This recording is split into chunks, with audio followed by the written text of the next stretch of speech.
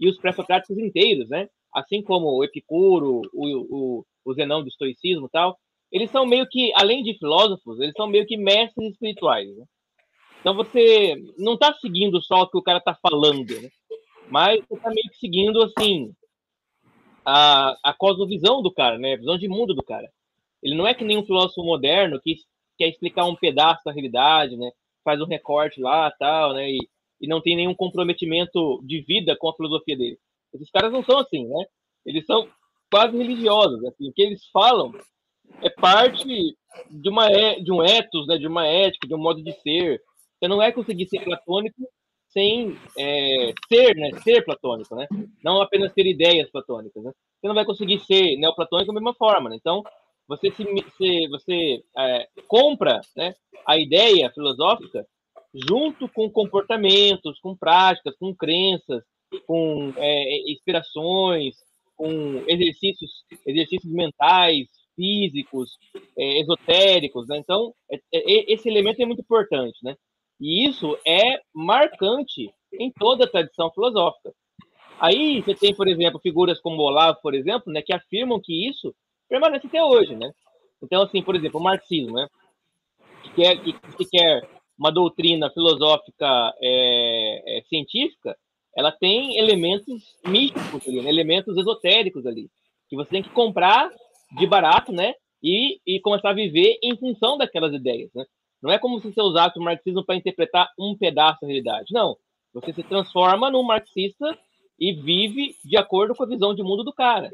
Isso acontece também com outros filósofos, né? O Marx é o mais emblemático, né? Mas outros filósofos também acontece isso. Então essa é uma tradição das ideias filosóficas muito Isso comum. explica muita coisa, né? Isso explica por que é levado a ferro e fogo, né, cara? Porque é religião, né, cara? Exato, né? É religião, né? O que você vai ter também existe também isso do lado liberal também. Então, o pessoal que seguia lá as ideias do Thomas Hobbes, por exemplo, né? A ideia do John Locke, por exemplo, de Montesquieu, os caras fizeram a Revolução Francesa, né? Ou seja, eles tomaram aquelas ideias muito não como uma análise da realidade no sentido assim, vamos ver em que isso me ajuda a entender um pedaço da realidade. Não, eles se afundavam, mergulhavam mesmo, né, na visão de cosmovisão de mundo dos caras. E aí a vida torna-se toda vinculada, né, a essas filosofias, né? Isso aí é bem importante, porque quando você pega, por exemplo, na modernidade, né, o Foucault, o Nietzsche, você pega, sei lá, né, o Deleuze, o Guattari, são filósofos mais modernos, eles não estão dizendo que estão fazendo isso. Aliás, eles estão falando que não estão fazendo isso, mas na verdade estão. Porque se você não entra no mundo do cara, né, como lá diz o coelho branco, né? Se você não entra na toca do coelho, né? E vai embora naquele mundo de fantasia e de maluquice dos caras, você não consegue compreender a filosofia deles e você nem consegue articular essa filosofia com a realidade. Por quê? Porque a realidade que eles estão te explicando não é a realidade tal qual o mundo é, né? Mas é a realidade tal qual ele entende o mundo, né? E aí, então, você tem essas outras questões aqui, né?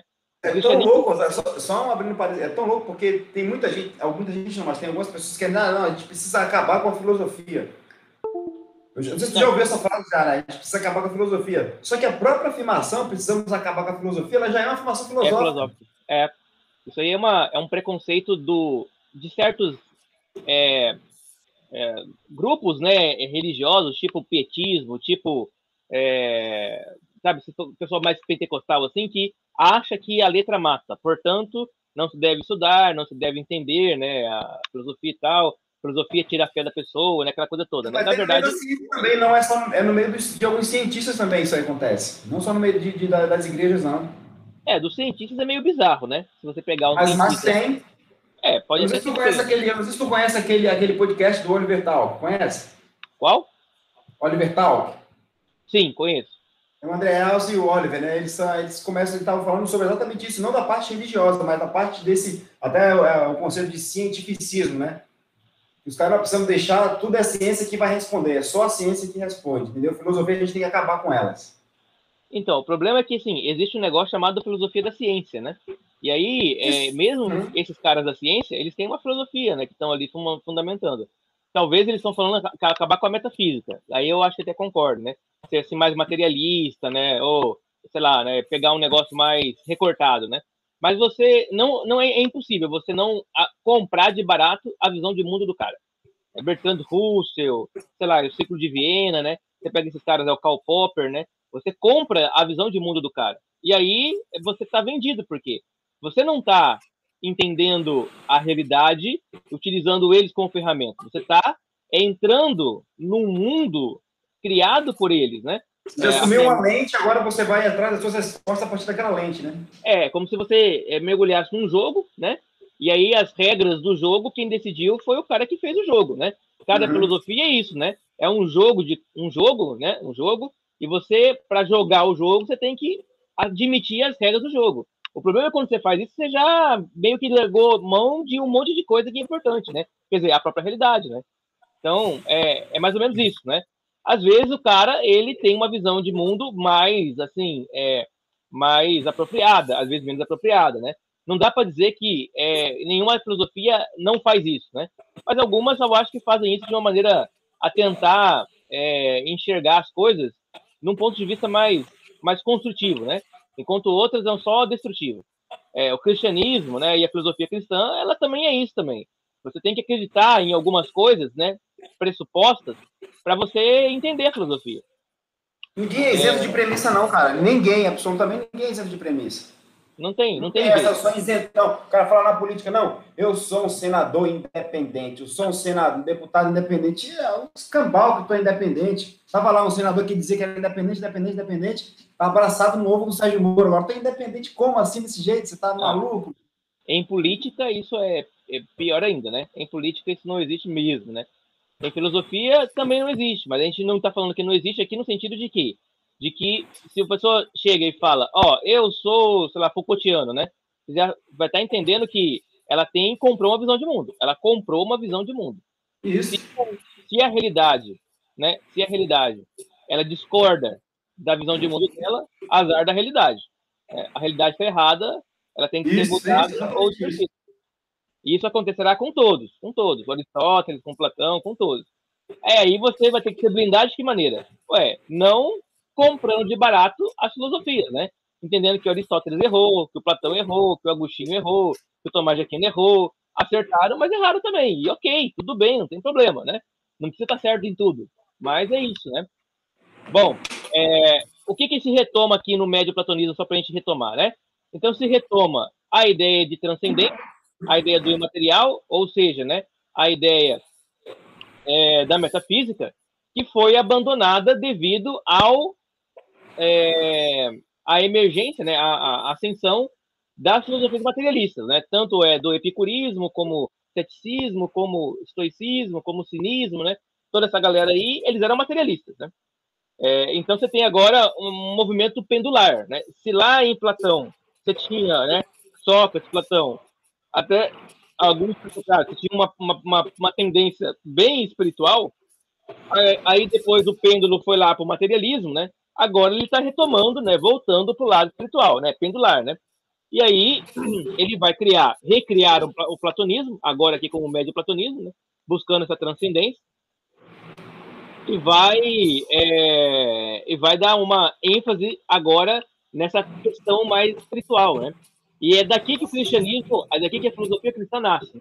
Ela nasce desse movimento singular que está indo para o lado da espiritualidade. O que vai durar um certo tempo, né?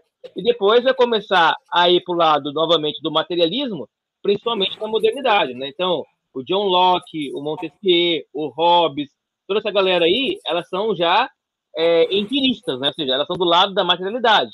Não é que eles não acreditam, né, na espiritualidade, mas que a filosofia deles tem mais aspectos materiais, né? E aí você tem também outros pêndulos que vão vindo e voltando sempre, né? Então a filosofia ela funciona assim, nesse movimento pendular mesmo. Aí ele retoma também a ideia da teoria das ideias, né? Essa é uma ideia importante.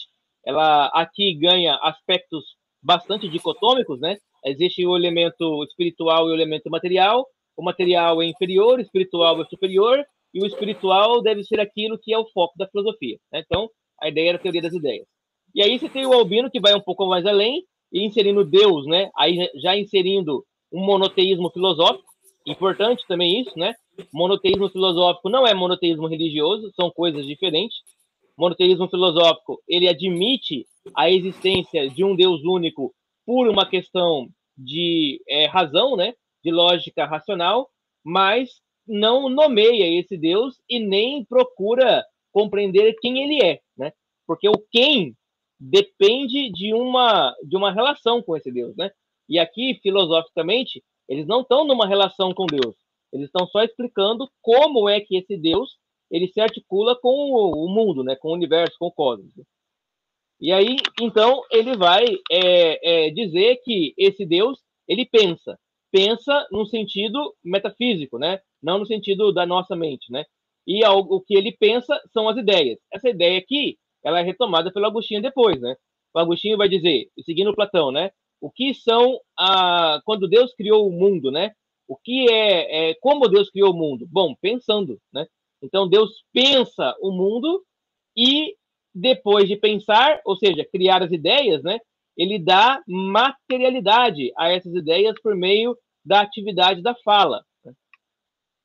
Daí, esses filósofos, né, do medievo, inclusive, eles vão discutir em muito a noção de linguagem, né? Se as coisas, né, existem por si mesmas ou se elas são só invenções da nossa articulação linguística, né? Então vai ter lá uma querela, inclusive, né, uma briga, né, entre aqueles que vão defender que as ideias elas existem de fato. Tomás de Aquino vai ficar do lado desses caras, né?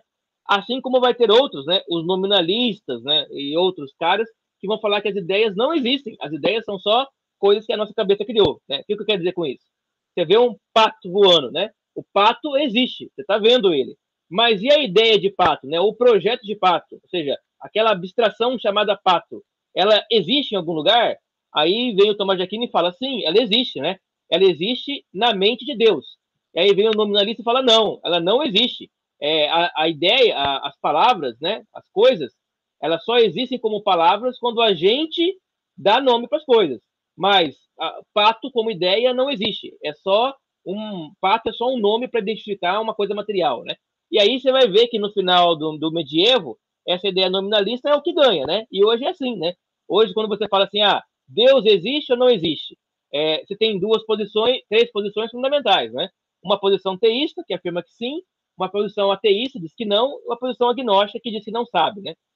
O problema do agnóstico e do teísta, nesse caso, é que eles não conseguem ter um acesso material a Deus, né? Deus, ele é uma entidade metafísica, é uma ideia, né? No sentido desse sentido, né? Uma ideia metafísica. E como o agnosticismo, né? E esse ateísmo novo, ele é, de certa forma, descendente do nominalismo, do nominalismo medieval, então a ideia de acreditar em um Deus é absurda. É porque Deus é só um conceito, né? Deus é só uma palavra. Nenhum ateu, aliás, né, qualquer ateu ou qualquer agnóstico poderá acreditar ou tomar como pressuposto a existência de Deus, mas não de um Deus pessoal, relacional. É de um Deus como um conceito filosófico. Volta nessa parte de nome, quando tu fala nominalismo, ele está falando de dar nome às coisas, né? E não de lei, né?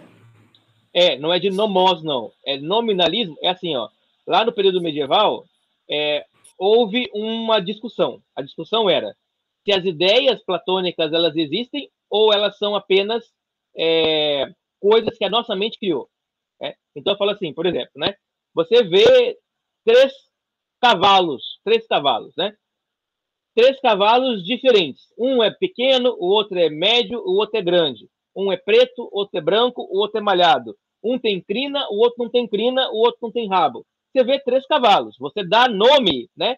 Nome para esse bicho, né? De cavalo. E você meio que então junta, né? Características desses três bichos na nomenclatura cavalo, né? Que eu diria que é universal, né? Que é uma ideia, né? A ideia de cavalo me possibilita, sem conhecer todos os cavalos do mundo, ao ver um cavalo, dizer isso é um cavalo, né? Isso é um cavalo entendi. por quê? Porque a ideia está lá. Isso é nominalismo, tá? Aí o nominalista fala assim, olha, aliás, né? Até esse momento, o que se tinha a ideia, né? Que a ideia de cavalo, ela existe. assim como os cavalos materiais existem. Os materiais existem no mundo sensível e a ideia de cavalo existe no mundo das ideias, né? No mundo inteligível, que agora está se transformando, né, em Deus, né? Na mente de Deus, né? A ideia de cavalo existe. Aí chega um pessoal lá, que são os nominalistas, e eles vão dizer assim, olha, eu não concordo com isso não. Eu acho que o, o que existe é só o que é matéria. E a gente dá nome para a matéria. Mas esse nome que a gente dá não tem nenhuma existência à parte, né, separado daquela matéria. Portanto, se você matar, né, destruir todos os cavalos do mundo e fizer as pessoas esquecerem que cavalos existem, essa palavra, essa ideia de cavalo, ela deixará de existir. Né? Essa é a ideia do nominalismo. Né? As coisas não existem por si mesmas. Elas só existem em função da minha mente que atribui nome para as coisas. E aí, então, esses são os nominalistas. Né? Aí vai surgir vários grupos para discordar disso. Né? Tem os conceitualistas, né, que diz que cavalo existe não como coisa, não como matéria, não como ideia, mas como conceito, né? Ele existe, mas não é real, né? É um conceito que os seres humanos criaram. É um tipo de nominalismo também. E aí chega o Tomás de Aquino, né? O Tomás de Aquino ele vai dar a solução dele. Ele vai falar assim, ó, o cavalo existe como coisa, né? Como res, né? Antes dos cavalos existirem, como ideia de Deus, nos cavalos em si, como materialidade, e depois os cavalos como experiência de memória humana. Então, para Tomás de Aquino, né, as ideias elas existem independentes de nós. Mas quando nós tomamos contato com essas ideias, elas acabam introjetando, né? Elas acabam sendo absorvidas pela gente. Quando eu falo cavalo, bom, é mais fácil de você é, é, aceitar. Mas, por exemplo, quando eu falo a palavra verdade, a palavra justiça, a palavra amor, palavras que são abstratas, a pergunta é: o amor, ele existe ou ele é só um nome que nós damos para um determinado tipo de comportamento? A justiça, ela existe por si só ou ela é só um atributo que nós damos a determinado comportamento? O Tomás de Aquino está falando, não, a justiça existe como ideia perfeita, pura, abstrata, eterna, ela existe também em atos justos e ela existe também na memória dos seres humanos que viram aquele ato justo. Né? Então, caraca, Tomás de bruto Aquino ele, hein, velho? é bruto, né? Bruto, hein? Mas essa ideia dele não vai ser a mais popular, né? Vão esconder, né? Vão superar essa ideia, porque ninguém gostava muito disso, né? E aí vão ficar com a ideia de um cara chamado Guilherme de Ockham, né? Que ele vai dizer que as coisas elas não existem por si só, elas existem mediante a nossa experiência, né? Então aí já dá a entrada para o empirismo que depois vai vir. A gente vai ver isso com mais calma mais para frente, né? Mas só para a gente entender o que é essa briga, né? Querela dos universais, né? Universal então é aquela ideia abstrata que dá identidade às coisas. E isso está aqui já, aqui no médio platonismo, né? Por quê? Porque no médio platonismo você já está pensando em termos de ideias com o pensamento de Deus. E se Deus pensa, aquilo que ele pensa é realidade. E é realidade mais real do que a matéria. Né? O que Deus está pensando agora é mais real do que qualquer coisa material. Se Deus pensa numa montanha, a montanha que Deus pensa é mais real do que a montanha que existe aqui no mundo concreto. Né? Por quê? Porque Deus, sendo eterno, imutável, atemporal, perfeito e tal, as coisas que ele produz enquanto pensamento são também eternas, imutáveis, atemporais e tal. Enquanto que a montanha que eu vejo aqui, eu posso pegar um dinamite, né, sei lá, uma bomba atômica e posso explodir essa montanha. Mas como é que eu posso explodir uma ideia divina? Né? Ela é indestrutível. Por isso que ela é mais real. Né? Aí é Platão aqui, puramente Platão. Né? Você pode falar, olha, a democracia enquanto ideia, ela é muito superior à democracia enquanto prática. Porque enquanto ideia ela é eterna e imutável. Enquanto prática, ela é cooptada e ela é modificada e ela é destruída ou reconstruída ao bel prazer da materialidade. Vou falar, Leno? Não, É isso aí, né? É Platão. Isso, perfeito. É exatamente isso, né? Então, é isso. Aqui é mundo cópia, né? Aqui é mundo cópia e lá é mundo real, né? Aqui é ilusório, lá é real. Ou seja, você, Fred, tem um corpo, mas o seu corpo ele é ilusório, porque o que é de fato você é o projeto que Deus fez de você. Ou seja, é você na mente de Deus que é o Fred perfeito. Esse Fred aí, ele é ilusório, ele é uma cópia da ideia perfeita de Deus. Bom, enfim, né? Vamos aí isso tudo vai influenciar bastante, né, o cristianismo, bastante, né? Porque se no cristianismo Deus é um Deus invisível e ele não muda e ele é perfeito, então ele só pode ser comparado, né? Ele só pode ser percebido a partir da cognição, né, da inteligência, que é o modo platônico por excelência de compreender a realidade. E o que a gente faz então com a materialidade? A gente entende que ela é passageira. E ela é passageira, transitória, e ela não pode perseverar.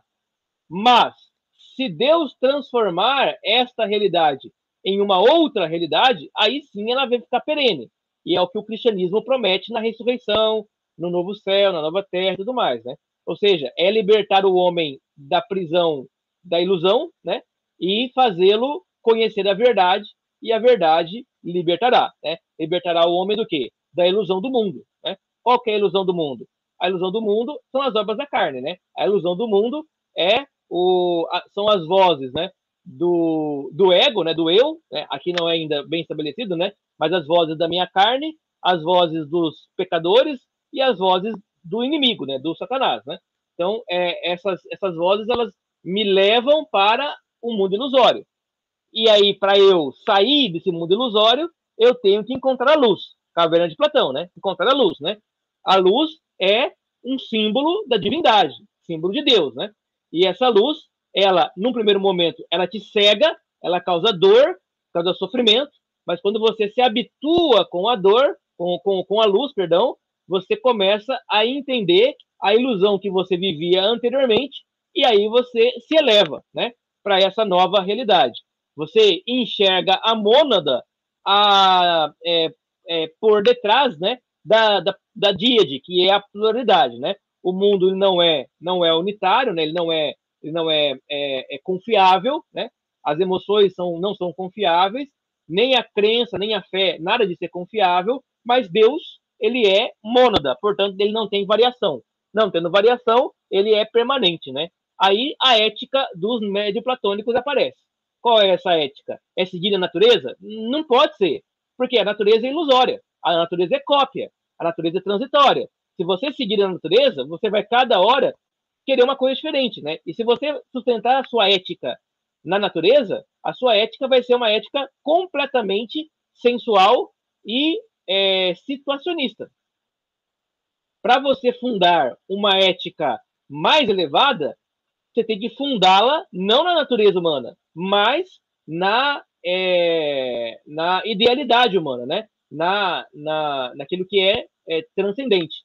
E aí a frase dos medioplatônicos: segue a Deus, que isso você vai ser ético. O que é seguir a Deus? É seguir em busca daquilo que é permanente, constante, perfeito, eterno, imutável, sem variação, bem puro, justiça pura, né? Essa é a ideia, né?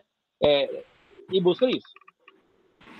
Queria só trazer uma ideia do C.S. Lewis aqui, do livro dele, Cristianismo Puro e Simples, que ele falou o seguinte: que só uma pessoa muito boa pode se arrepender. Né? Só que se a pessoa ela é boa, não há necessidade de ela se arrepender. Sim. Tu entendeu a doideira aí que ele fala? Somente deixa eu ler a frase dele, deixa eu ler a frase dele completa aqui. Peraí, eu tenho ela aqui. Eu achei essa frase e falei, caramba, bicho. Ele está explicando o cristianismo, né? Olha só. É necessário que a pessoa seja boa para se arrepender. Contudo, somente uma pessoa má precisa de arrependimento. mas somente uma pessoa boa consegue arrepender-se perfeitamente. Quando pior você for, mais você precisará se arrepender e menos conseguirá. A única pessoa que conseguirá fazê-lo com perfeição é alguém perfeito. E esse alguém não precisaria de modo algum fazê-lo. Perfeito. É. Cristo não precisa de arrependimento porque ele é perfeito, né? E sumo bom. Nós precisamos de arrependimento porque somos maus. Mas se nós E, nos arrependemos, é porque nós temos alguma bondade. Mas somos se nós... bons. É. Então, se a gente tem bondade, a gente se arrepende. Mas a gente faz o errado porque a gente tem maldade. E quanto Então, maior a maldade nossa, menos a gente consegue se arrepender. quanto maior a maldade, mais... Aí a gente pode concluir. Mas e a bondade que é em nós, então, ela é de onde? Né? De onde vem a bondade que há em nós?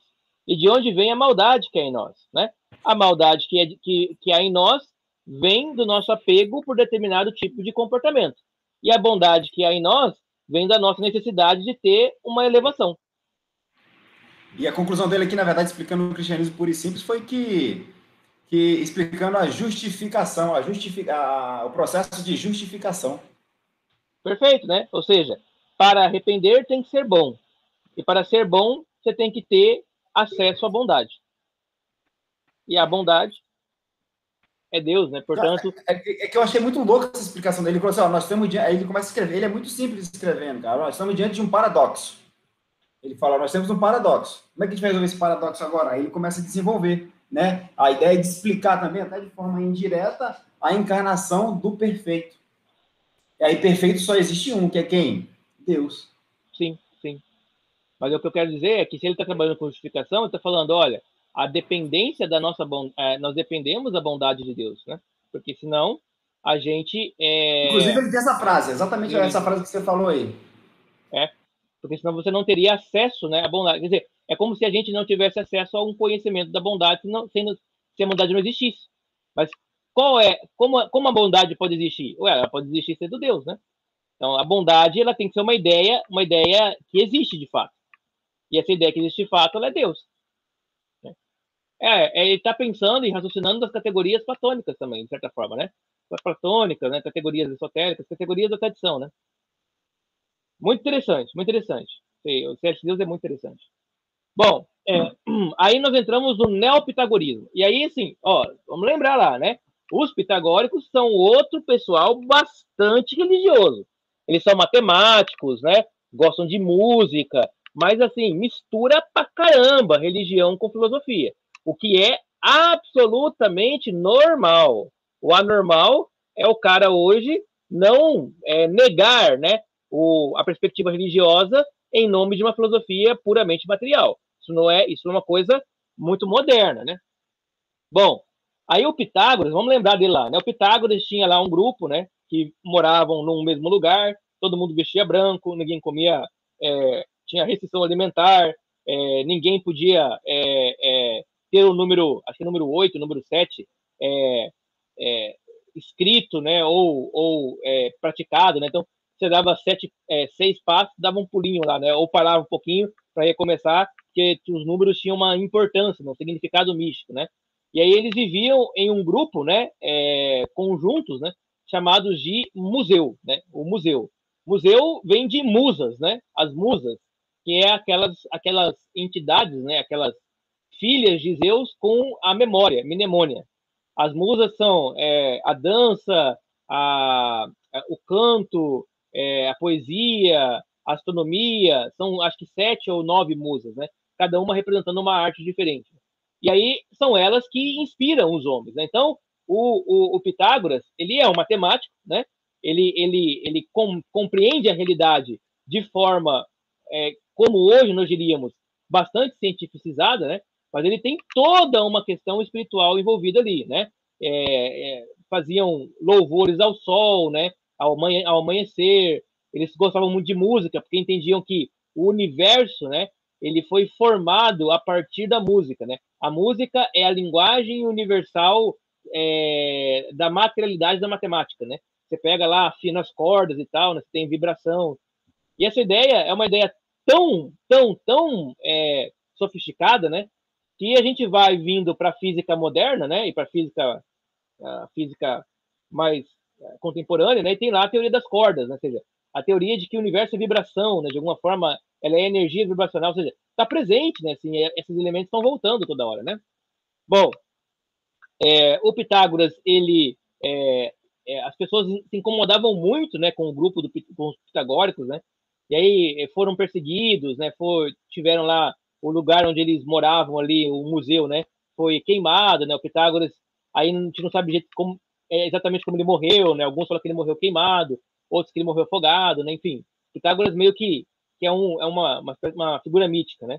E aí, os pitagóricos, eles vão se espalhar e vão influenciando aqui e ali várias pessoas, né? Inclusive influenciam Platão, influenciam Aristóteles, né? Influencia muita gente, né? E aí eles também estão presentes aqui nesse intermédio aqui entre as filosofias materiais, né? E a filosofia neoplatônica. O nome mais conhecido dos neopitagóricos é o Apolônio de Tiana. Não sei se já ouviram falar sobre ele. Não, não ouvi, não. Não? Tá. O Apolônio de Tiana, ele era um mestre pitagórico. Ele tinha 12 discípulos. Ele nasceu dia 25 de dezembro. Ele fazia curas, sinais e milagres, inclusive levitava. Ele morreu e ressuscitou o terceiro dia. Esse é o Apolônio de Tiana. Quem foi que deu esse nome aí para ele? Hã? Quem foi que deu esse nome aí para ele? Não. Ele não é Jesus. Ele é Apolônio de Tiana, é outro cara. É porque esse conceito tem em vários lugares, né? Tem o indiano também, tem o... Exatamente. Então, assim, o Apolônio de Tiana, ele era uma espécie de Messias grego, né? Tudo que Jesus fez, o Apolônio também fez também. Pelo menos os relatos que dão, né? Mas ele era meio mágico, assim, né? Ele fazia também umas coisas meio assim, tipo, fazia as pessoas morrerem com um toque de dedo, né? Fazia lá o dinheiro se multiplicar, tinha umas coisas assim. Mas ele é um cara, assim, que tem uma aura mística ao redor dele, né? Ele é muito pouquinho. Isso aqui nós estamos mais ou menos. Bom, para não falar besteira, vamos pegar aqui e pegar a data. Isso. Tipo isso. Vários. Apolônio de Tiana, ele nasceu em 15 depois de Cristo e morreu em 100 depois de Cristo. Portanto, ele foi contemporâneo de Jesus, quase, né? 15 depois de Cristo e 100 depois de Cristo. E ele nasceu em Tiana e morreu em Éfeso. Então ele estava ali naquela região ali onde a igreja floresceu, né? E tem muita gente hoje no esoterismo que adora ele, né? Que segue ele. Assim. Ele é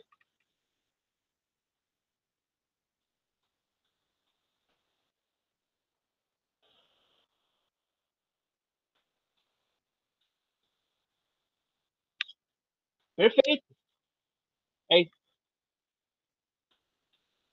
É, se você já ouviu falar de um cara chamado Valdo Vieira, que é o autor, né? Ele era um kardecista, e aí ele criou uma maneira de. Não é uma religião, mas que uma ciência meio pseudociência metafísica, assim, né?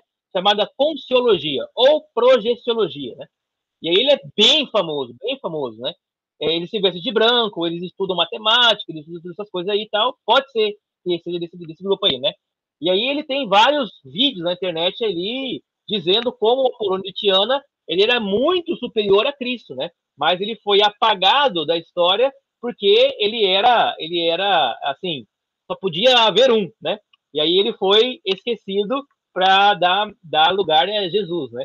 O Valdo Viana não é nada cristão, nada disso, né? Ele, inclusive, ele acha que seria mais uma espécie de um ateísmo espiritualista, assim, né? Eu tenho um livro aqui muito interessante chamado Os Rivais de Jesus. Depois eu passo para vocês, é do Donizete. E ele vai falar sobre vários personagens da época de Jesus que faziam as mesmas coisas que Jesus fazia, que tinha seguidores e tal. Aparece inclusive no livro de Atos, né? Lembra lá do Teudas, né? E do Judas, do Galileu, né? Que o Gamaliel fala, ó, apareceu entre nós aí dois vultos, né, e tal, né? Faziam uns milagres e tal. Então, assim, isso aí na época era comum que nem água, né? É uma coisa meio bizarra e interessante, né? Mas é comum que nem água. Agora, é bizarro pra gente, né? Aqui no Ocidente, né? Você vai pra Índia, você vai encontrar uma galera lá fazendo umas coisas bizarras também, né? Uns swamis lá, né? Os sábios indianos lá. Mas enfim, né? É só pra gente ter noção aqui, né? O Apolônio, então, ele é provavelmente, assim, um daqueles muitos magos, né? Daqueles muitos sujeitos místicos, né? Que vão aparecendo ali que os apóstolos vão ter que se interpor a eles, né? Espíritos adivinhos, né?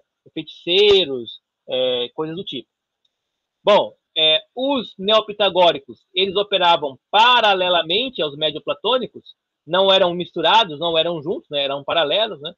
E faziam uma reafirmação do incorpóreo e do imaterial, como os neoplatônicos faziam, né?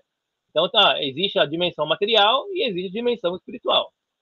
Eles reelaboraram a teoria da mônada, criando a primeira e a segunda mônada. Desta segunda, derivando a díade inferior hierárquica. Olha o que eles fizeram, né? Interessante. Tipo assim, ó. Existe o perfeito. O perfeito, perfeito, né?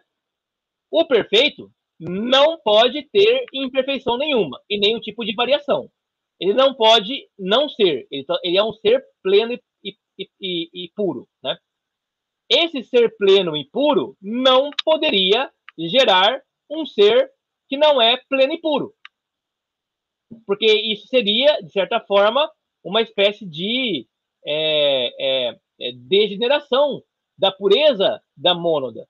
Então, o que o ser fez? Ele criou uma outra mônada. Então, pensa assim, a primeira mônada, perfeita, criou uma outra igual a ela. Igual em perfeição, igual em totalidade. Mas esta segunda mônada, ela criou a díade, ou seja, a multiplicidade. Eu quero dizer com isso? Dizer assim, Deus a mônada é eterna. Se a mônada é eterna, ela poderá criar uma outra mônada, que é infinita. Qual que é a diferença? É que a infinita, ela não pode ser eterna porque ela passou a existir. Mas ela tem um atributo da mônada anterior, que é a não morte, né? A eternidade, a infinitude. E essa mônada infinita, que, portanto, ela já é em hierarquia inferior à primeira mônada, ela pode criar a multiplicidade de coisas que são finitas. Por quê? Porque ela já carrega em si, de certa forma, um germe de imperfeição, apesar de não ser imperfeita. Então, com isso, o que os neopitagóricos fazem? Eles criam uma entidade perfeita, uma entidade que participa da perfeição da primeira, mas que, ao mesmo tempo, consegue produzir imperfeições, sem macular a primeira. Sem macular a primeira. Aí você está pensando, nossa, mas isso aqui é muita viagem, né? É muita viagem. Mas se vocês perceberam, o que ele acabou de criar aqui, elaborando filosoficamente, é uma trindade. É um ser uno, perfeito, eterno, sem variação, completamente localizado, né? Assim, fixado. Ele criou um segundo ser que, apesar de ter infinitude, ele possui elementos da imperfeição, e ele criou outras possibilidades de existência de um ser que pode habitar na multiplicidade.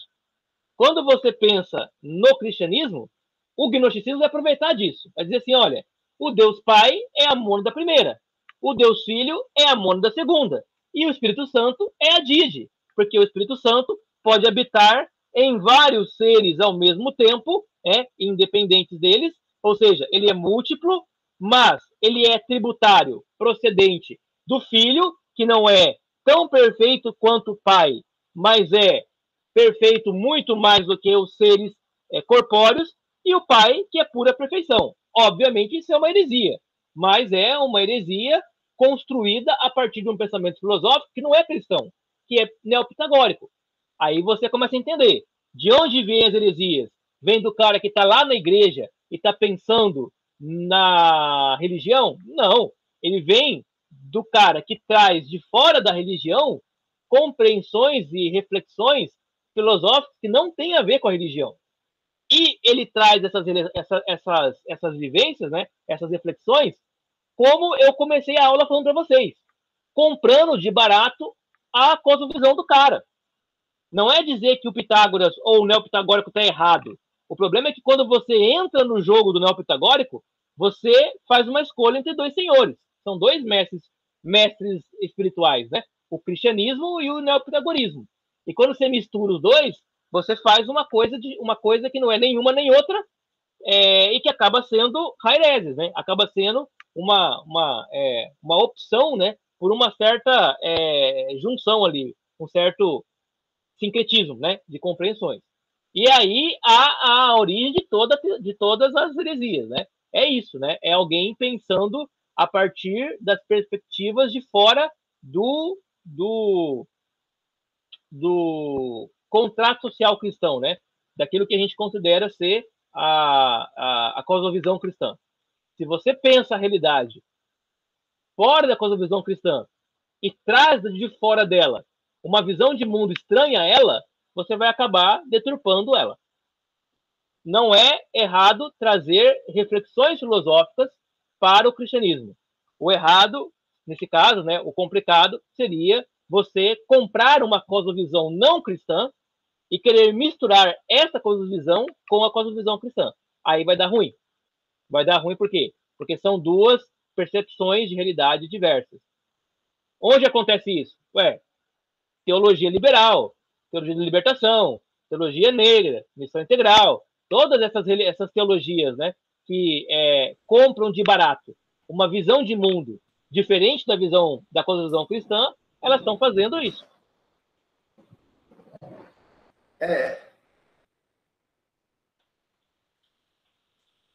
Foi, né?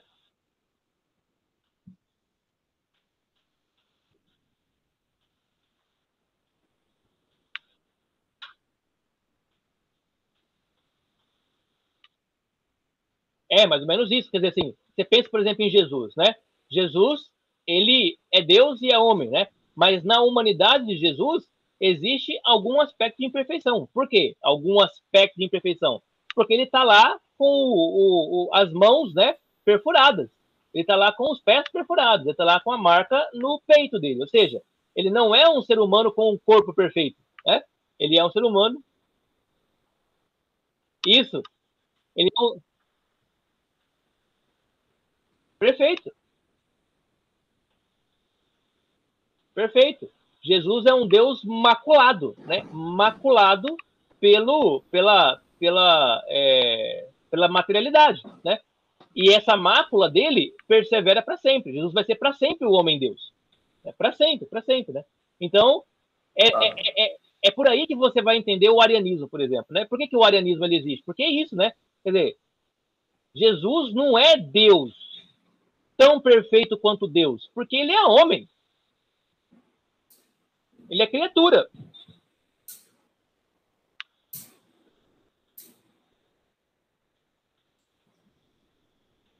Mas Ares excluía, né, de qualquer divindade na pessoa de Cristo. Né? Ares dizia que não tinha nenhuma. Não. Jesus... Um Deus inferior. Isso. É uma... Isso. Ele é hierarquicamente superior a todos os homens, mas inferior a Deus. Isso, é subordinacionismo. Mais ou menos isso. Ele é uma criatura. Ele é uma criatura de Deus. Olha aqui, essa ideia está aqui no neopitagorismo. Só que ela está aqui abstrata pra caramba. Ela está aqui, assim, de uma maneira muito, muito, muito, muito complexa, muito sofisticada. O que o Ariel fez foi pegar uma ideia dessa e misturar as cosmovisões.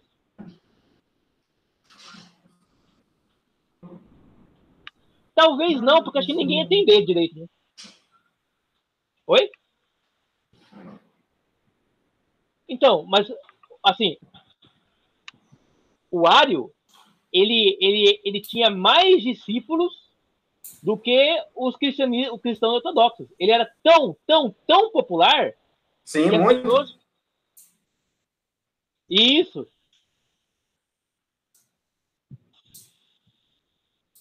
Você imagina, cara? O cara era um popstar, né? Mas por quê? Porque ele falava uma linguagem que o povo entendia. É isso mesmo. E essa linguagem aqui do neopitagorismo é uma linguagem para iniciado. Você tem que entrar no neopitagorismo, né? Lá e tal. Então, assim, é uma linguagem muito nichada, né? Mas o que ele fez foi isso, foi popularizar essas coisas aqui. Ó, tu falou aí nesse negócio da teologia negra, teologia feminista, teologia... Essa galera, ela pega ali a Bíblia e já vai com a lente, com a visão de mundo, né? Com a cosmovisão. E aí só tenta encontrar na Bíblia, ou seja, já existe uma premissa estabelecida. Isso. Só que é o seguinte, essa galera não quer entender também que assim como eles têm uma premissa estabelecida, o cristão também tem uma premissa estabelecida. E por que vai ter que derrubar a minha premissa porque a dele ele acha correta? Porque é isso que eles querem fazer, né? Porque é um choque de cosmovisão, Leno. Sim. Então, sim, assim, agora, assim, por que eles dizem que eles estão certos e eu não posso dizer que eu estou certo? A cosmovisão, a visão de mundo. Sim, se você eu sei, o que eu quero trazer aqui em discussão, o porquê de existir a discussão, eu sei o porquê que ela existe, né? O problema é que existe todo um sistema preparado, né, ou sendo montado, ou construído, não sei, para querer derrubar a cosmovisão cristã. Sim, porque derrubar, não, você entendeu tudo errado isso aí, entendeu? Ou seja, sim, é a cosmovisão negra alinhada com a cosmovisão feminista, que é alinhada com a cosmovisão queer, teologia queer, né? Ou é alinhada com a teologia da libertação, e assim vai juntando todas elas contra a cosmovisão cristã. O porquê de existir essas diferenças, eu sei. Agora, é interessante, e eu também, assim, tendo a entender, mas é interessante você perceber isso, olha, que são todas elas contra a cosmovisão cristã. Todas elas podem ter uma premissa, mas a cosmovisão cristã não pode ter uma premissa, nós estamos errados. Assim, o que eu quero deixar claro, né, é que eles não estão falando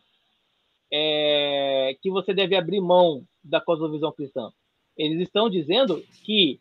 estão dizendo não, né? Eles estão agindo como se a cosmovisão cristã fosse uma ideologia. Não fosse uma visão de mundo correta. Fosse uma ideologia.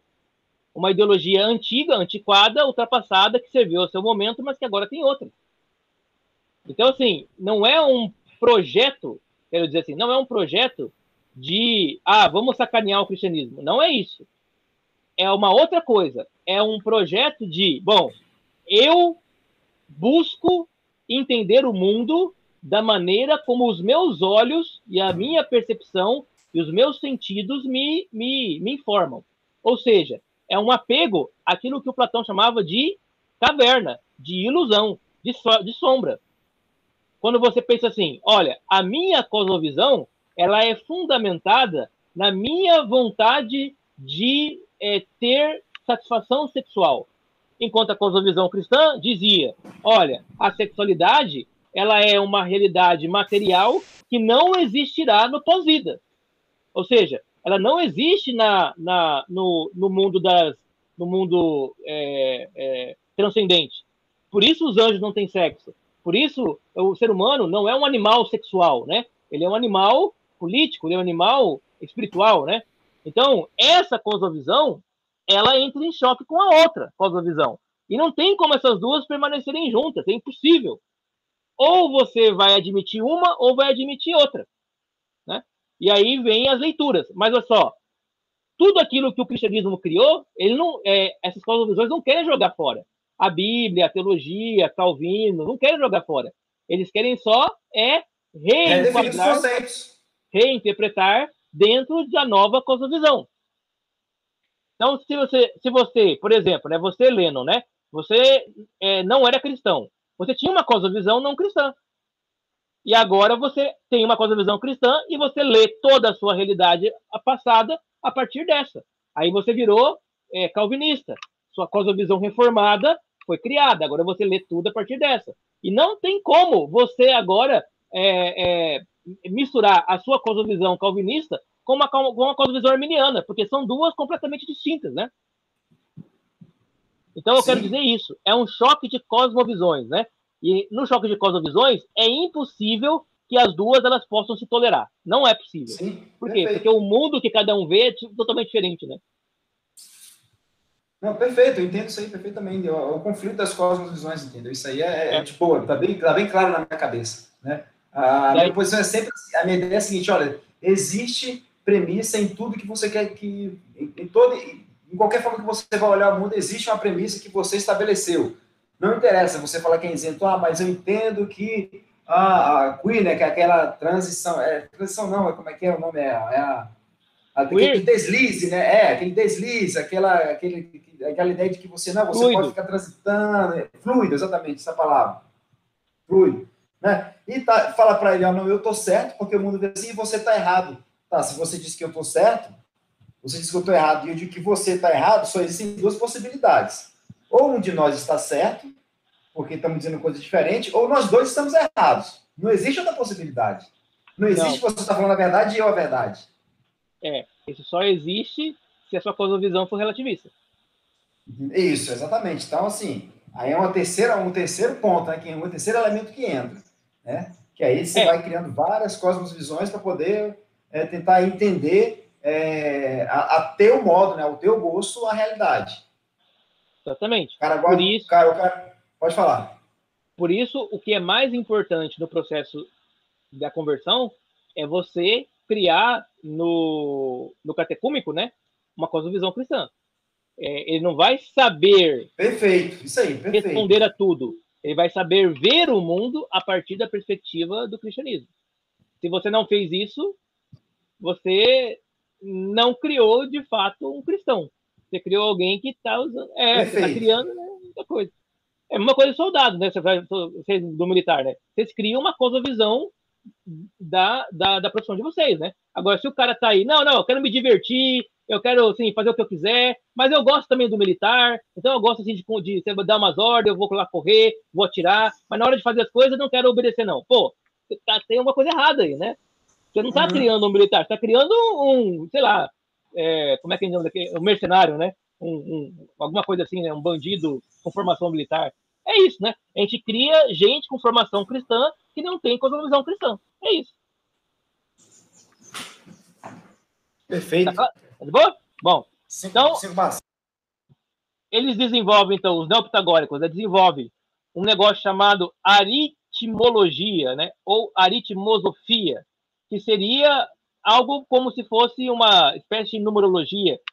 Só que não é a numerologia moderna, né? É uma coisa mais rebuscada, assim, né? É mais ou menos como se fosse uma cabala, assim, um negócio mais esotérico, mais místico, né? Onde os números representam símbolos importantes, né? Então, assim, isso é muito, muito, muito verdadeiro até hoje, né? Você pega a Bíblia, por exemplo, está cheio de números lá, né? 12, 3, 4, 40, né? Esses números, eles têm uma significação simbólica, né? Então, assim, entender esses simbolismos não é uma coisa de gente louca, não. É uma coisa da realidade mesma, da realidade e que te ajuda a construir uma visão de mundo mais precisa, né? Tem um livro muito bom do Mário Ferreira dos Santos, eu acho que chama O Uno e o Múltiplo, né? Que é um livrinho que ele escreve sobre os pitagóricos, né? O Mário Ferreira dos Santos era um grande estudioso do pitagorismo, né? E aí ele explica isso, inclusive interpretando números bíblicos e seus significados simbólicos, né? Então, 12, né? O 4, o 3, né? O 2, o 1, são todos números que são importantes na interpretação da realidade. A gente usa esses números até hoje. Ali afirmam também a espiritualidade da alma, olha só, né? Espiritualidade da alma aqui está em contraposição com a materialidade da alma. Lembra lá que os estoicos, eles diziam que a alma humana era matéria, né? Ela era um tipo de corpo que era sobreposto, né, ao nosso corpo, né?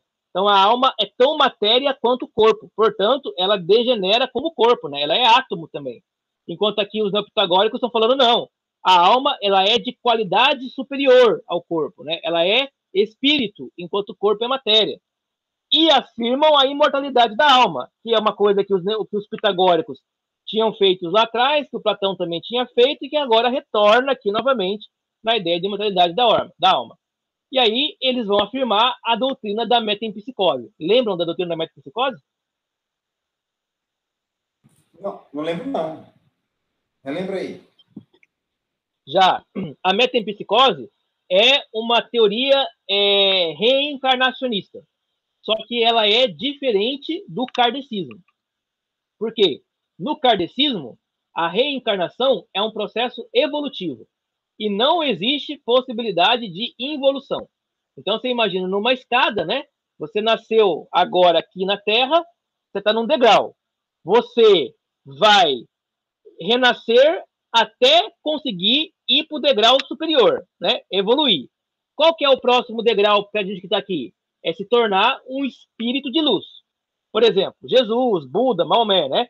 São espíritos de luz. Eles eram seres humanos que fizeram tanta caridade, que a sua alma foi purificada ao ponto de poder evoluir. Aí Jesus, então, agora está num outro plano e lá ele também está fazendo as coisas para poder evoluir para o próximo. E assim você vai evoluindo. Portanto, você nunca pode reencarnar em nenhum outro tipo de ser que não for um ser humano. Por quê? Porque ele é o seu estágio evolutivo. Não há involução, sempre para frente. A metempsicose é a doutrina que afirma que a alma reencarna, mas não evolutivamente. Ela reencarna ciclicamente. Portanto, ela está sempre voltando em qualquer ser vivo. Animal, planta, qualquer coisa, né? As almas, então, elas estão, aí imagina, né? Elas estão em uma espécie de fluxo permanente. Você vive, aí morre, aí a sua alma desce lá para o mundo do mundo inferior e depois retorna para viver novamente. Aí vive como, sei lá, né? Como um sapo, aí morre, volta, aí vive como uma andorinha, vem e volta, vive como um homem, vem e volta, vive como cachorro, vem e volta, e assim vai sucessivamente.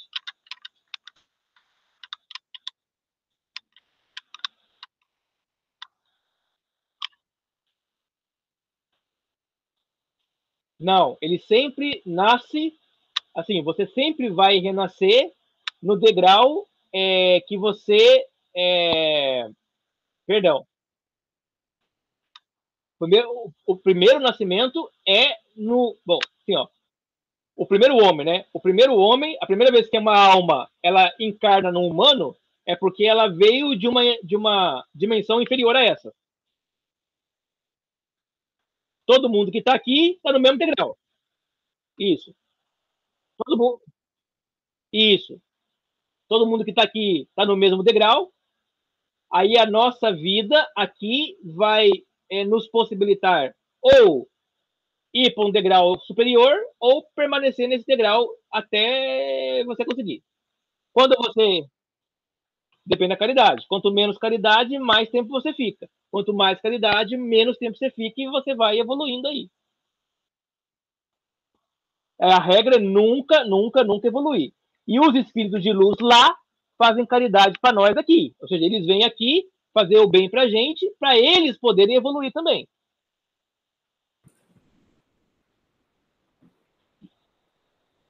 A primeira, um é o kardecismo e o outro é o metempsicose. Não, o kardecismo é aqui. É porque... Francês, né? Isso. Essa ideia da alma que evolui, ela só começou a existir depois que o Herbert Spencer escreveu o livro dele chamado Evolução, né? Ele falava sobre como as sociedades humanas evoluíam culturalmente, né? Aí depois o Darwin escreve Evolução das Espécies, né? Que na verdade é mais seleção natural. E aí o Hippolyte Rivière, lá, que é o Allan Kardec, escreve, decodifica, né, a teoria dos espíritos lá, né? E aí então é uma seguida da outra, assim, né? Todo nesse mesmo ambiente aí. Antes disso, ninguém pensava nesse negócio de evolução. Metempsicose, Então, metempsicose... Esse metempsicose é esse que você falou aí, que ele, quando vai evoluindo, aí os que estão em cima vão intercedendo pelos que estão de baixo? Não, metempsicose é retorno em qualquer coisa sem evolução. Ah, tá. E o outro, esse é o kardecismo, né? O kardecismo é evolutivo. Então a Igreja Católica, ela tem um certo kardecismo, né? Os santos, eles estão lá intercedendo por nós. Ela meio que bebe nessa fonte, não bebe, não? Não. O catolicismo, ele interpreta assim, ó. Ele interpreta assim: Jesus, depois de morrer, ele foi para o céu. E lá ele está vivo. E ele é o primeiro dos outros que virão depois dele. Portanto, todo mundo que morreu em Cristo também está vivo lá com ele. E receberá o corpo glorificado já lá. A gente só está esperando chegar lá. Então não é uma evolução nesse caso. Por quê? Porque não haverá outros estágios evolutivos. Não há, depois do céu não tem outra. É só esse, acabou. Ou seja, não, você tem... Não, o sentido que eu estou trazendo é a ideia de que tem outros que estão intercedendo por nós, há outros intermediadores, entendeu? Então, nesse mas sentido, que há pessoas superiores que estão intercedendo para as pessoas inferiores. Essa ideia não é bem assim. Por quê? Porque se você... Olha só, a lógica é a seguinte, tá? Se você fala assim, Zac, ora por mim aí. Eu estou intercedendo por você. Por que eu posso dizer por você? Porque eu estou vivo. Isso, vida em vida. Porque eu estou vivo e por isso eu intercedo por você. Mas e os santos que estão no céu, estão vivos? Não, ainda não. Vivo de corpo, carne e osso, não. Não, carne e osso, não. Mas como não? Eles já estão vivendo a glória de Deus. Com a nossa matéria aqui, com essa matéria nossa aqui? Com a matéria glorificada. Eles já estão vivendo a glória de Deus, já estão vivendo a eternidade já. Já estão vivendo a eternidade. Então, já estão tudo glorificado? Tudo que para nós é futuro, para eles é presente. Uhum. Portanto, eles estão vivos, com corpo, conscientes, né? Até porque o Apocalipse fala isso, né? E as almas dos mártires clamavam embaixo do trono de Deus, né? Estão vivos, conscientes, e por isso eles podem orar, né? Eles podem interceder pelos vivos. Daí eles poderem ouvir a gente, bom, aí é um outro 500, né? Mas que eles podem estar hoje vivos, orando, né? Pedindo a Deus, reclamando a Deus por nós, da mesma forma que eu clamo a Deus por você, é a mesma dimensão, ou seja, é a dimensão de um cara vivo intercedendo para o cara morto. Mas não é mediação, é intercessão. Aí o caso de Maria já é um caso diferente, né? Aí é outro. Não, eu preciso colocar isso aí no papel e dar uma olhada com calma. Tenta pensar nisso, né? Pensa em que aqueles que morrem hoje, porque assim, tem uma teoria que ela é advogada pelos adventistas. O Calvino tem uma... Conhece, né? Conheço. Chama psicofaniquia, né? Que é a alma, quando morre, ela entra num estado de hibernação. Isso, sono, né? O Calvino tem um capítulo inteiro das institutas para desconstruir isso. E há passagens bíblicas que demonstram que isso é errado, né? Pessoas que já morreram, que estão no céu, estão lá vivas, conscientes, em culto a Deus, né? Portanto, elas estão em uma vida qualitativamente superior à minha, porque ela é uma vida eterna, e a minha não. A minha é uma vida ainda transitória. Mas o que me aguarda a vida eterna? Corpo glorificado, né? Consciência plena, estar com Deus e conviver com Ele. Bom, se esse é o que me aguarda na vida eterna, é isso que está agora na igreja triunfante acontecendo com eles lá, né? A triunfante é a igreja que venceu, né? Então, depois você faz o esquema e dá uma olhada nisso, né? Como tem todo o sentido você achar que as pessoas que já morreram estão em Cristo, podem sim interceder por nós. Que estão em Cristo, eu sei. Agora, interceder por nós, eu preciso pensar nisso, com calma. Pensa nisso, né? Pensa nisso. Por quê? Porque a memória não é apagada, né? Porque você tem a consciência da sua identidade e porque nada impede que você, então, interceda pelos seus, né? Ou, por caridade, pelos outros que não chegaram ainda lá, né? Agora, dá uma refletida nisso aí, teologicamente. Beleza. É a mesma intercessão do catolicismo e a mesma que a gente faz um pelo outro.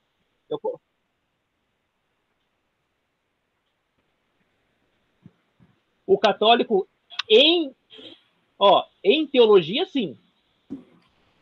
Agora, na prática, não.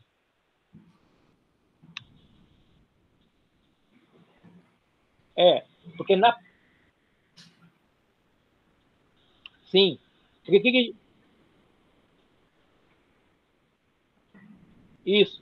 Por quê? Porque o católico, ele entende que o cara chegou no céu em santidade por mérito próprio.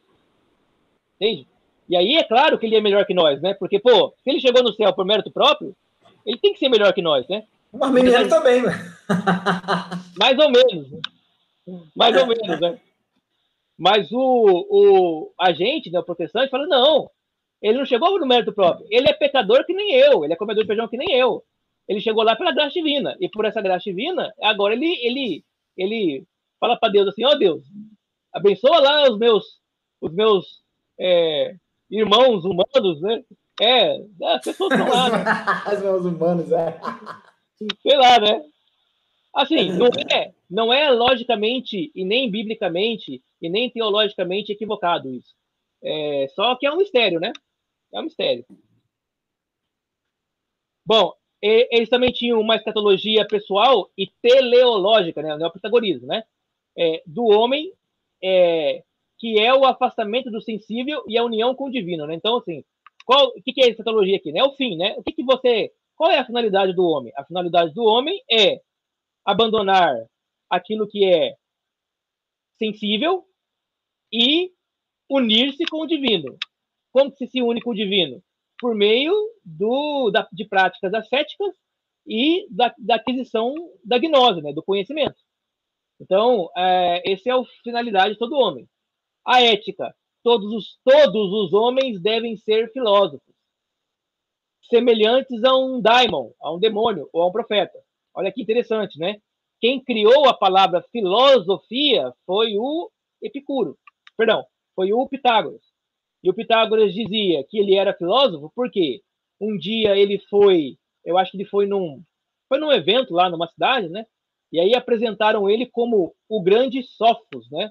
O Mega Sófos, é o grande sábio. E aí o Pitágoras ele se incomodou com isso, né? Ele falou: não, mas eu não sou sábio. O que eu sou é um amante da sabedoria, né? E aí ele usa o termo sou um filósofo, né? E aí ele fala: e todo homem deve ser assim, né? E todo homem deve amar a sabedoria.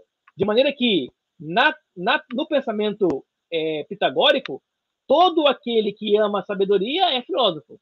Não é aquele que produz uma filosofia, não é aquele que assim, tem lá um pensamento sofisticado. É o cara que ama o saber, é o cara que ama o conhecimento, que ama a verdade, né? E aí você vai perceber que tem mais filósofos no mundo que a gente pensa. E aí eles retomam também a ideia do ser em maiúsculo, né? O ser que é incorpóreo, realidade imutável, eterna, inteligível, né? E que o sensível não é ser, mas é devir, né? O que é o sensível, né? É o mundo aqui da transitoriedade, né? Essa ideia de ser incorpóreo, realidade imutável, é porta de entrada para pensar também no Deus. Né? Bom, Deus trino, né? Como eu disse para vocês antes, alguém quer falar?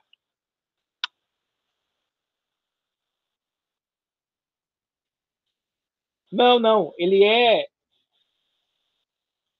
Daimon é um ser espiritual que está acima dos homens.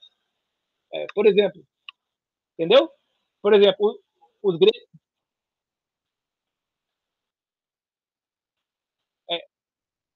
Não, tá. Não, é assim, ó. Para os gregos existiam, né? Os homens, os heróis, né? Que eram semideuses, né? E aí tem uma série de seres que estão acima disso aqui, né? Esses seres, né? Eles são daimons, né? São as ninfas, né? São as nereidas, né? Seres espirituais, né?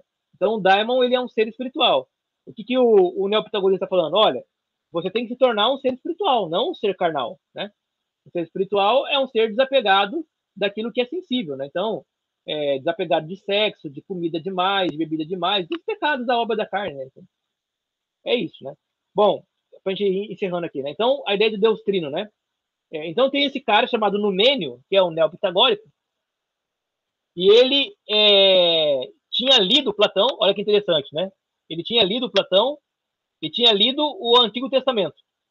Ele é de Alexandria, né? E Alexandria nessa época já tinha a Septuaginta, né? E aí ele juntou o Platão com Moisés, né? Falou assim, ó, os dois estão falando da mesma coisa. Moisés seria um filósofo para ele, né?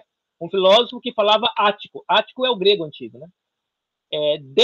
Desse cara aqui, o Numênio, é que vai sair aquele filho de Alexandria, ele mesmo, né? O filho de Alexandria, ele vai tomar as ideias do Numênio, mas por um viés platônico, enquanto que o Numênio fazia por um viés pitagórico. Então, são duas linhas diferentes, né? Por que o Filo é mais importante que o Numênio? Por que você nunca ouviu falar do Numênio? É porque o Filo, ele foi professor do Orígenes e do Clemente, né? E aí, esse Orígenes... É como na escola de Alexandria, né? O Filo. Então, ele é meio que o antecessor, né? De dois pais da igreja primitiva, né? Por isso que ele é mais famoso para a gente. Mas o Numênio, ele é tão importante quanto o Filo na época, né? Até mais. Então, o Numênio vai falar: o ser incorpóreo possuiria uma estrutura hierárquica e hipostática, em sentido triádico. Ou seja, hierárquico, né? Um depois do outro, né? É um subordinacionismo hipostático. Hipostático tem a ver com hipóstases, né? Com essência. Ou seja, o ser incorpóreo possui três essências. As três essências, juntas, estão organizadas hierarquicamente. O Pai, o Filho e o Espírito Santo. O primeiro, é claro que ele não está falando isso, né? Mas assim, só para a gente entender. A primeira é Deus, né? Que ele se relaciona apenas com as essências puras, com as ideias, e ele é o sumo bem e o bem em si. Ninguém jamais viu a Deus, ninguém falou com Deus, Deus não fala com ninguém, porque Deus, ele é uma ideia pura, que ele só se relaciona com outras ideias puras, ideias que ele mesmo criou e que são puras. O segundo Deus, a segunda essência, segunda hipóstase, né, é um Deus que se ocupa com a constituição do cosmos, também chamado de demiurgo. Diria o Numênio, é por meio dele que tudo foi feito e sem ele nada do que foi feito se fez. Diria o Numênio, o demiurgo criou todas as coisas e depois de criar tudo disse, é bom. É bom. Então o demiurgo é criador, né? Criador. Enquanto que a terceira essência, seria a alma do mundo, né? O cosmon psikon, a alma do mundo. Ou a alma boa, né? A agathos psique, que se opõe à alma má do mundo, que é a alma da matéria sensível. Por quê? Quando o demiurgo criou o mundo era bom, mas havia algo de errado com o mundo. E o que havia de errado? A mudança. As coisas envelhecem, as coisas, aquilo que é criado perfeito no mundo, ele perde a perfeição porque ele morre, né? Porque ele decai. Essa é a alma má do mundo. A alma má do mundo é a degeneração. E qual que é a alma boa do mundo? A alma boa do mundo, né, é a perfeição que as coisas conseguem alcançar. Por exemplo, a ordem matemática da realidade, né, é a alma boa do mundo. Enquanto que, sei lá, né, a destruição, o caos, é a alma má do mundo. Quando o segundo Deus, o demiurgo, criou o mundo, ele criou um mundo em forma de díade. Uma alma boa e uma alma má. Isso é uma consequência, né? Se a gente quiser entender assim, a gente pode entender assim. O demiurgo criou o jardim do Éden e criou o homem e colocou uma árvore lá no meio. E essa árvore lá do meio do jardim, ela possibilitava a liberdade do homem, que é uma expressão da alma boa. Mas, ao mesmo tempo que a liberdade existe também a possibilidade de você fazer o errado, que é a alma ruim do mundo, que ela existirá por necessidade em contraposição à alma boa. Se não houvesse a árvore, não haveria nem alma má, nem alma boa. E o ser humano não seria livre. Ficou claro? Tá de boa. Essa discussão de uma composição trina, cara, ela é muito antiga, né, velho? Ela é muito Sim. antiga, né? Em todas as religiões, né, cara? Todas as religiões você vai ter pelo menos um grupo de deuses, né, superiores em termos de popularidade ou em termos de poder, que formam uma trindade. Ou melhor, uma trindade, né? A ideia de triunidade aí é uma ideia cristã. Triunidade, né? Mas trindade é uma ideia... Essa ideia trina, ela é muito em várias religiões, né? Vários. Né? A gente divide até a realidade, por exemplo, dia, tarde e noite, né? Dia, tarde e noite, né? Então, assim, você vai dividindo várias coisas por peso e dá certo. Você pega a altura, profundidade e largura. Por exemplo, né? Isso. Classificação das nuvens, né? Baixa, média e alta. Isso. Então, essa ideia trina... Sólido, líquido e gasoso. Exatamente. Até que hoje a gente sabe, né, que não são só três, né, mas isso está na mente humana, né, tá no, né, porque tem o plasma também, mas assim, você pega, por exemplo, o Richard Dawkins, né, ele é um ateu, né, ele fala assim, acho muito interessante, né, que os cristãos tenham criado um Deus trino, porque a ideia de trindade parece estar presente no DNA dos seres humanos.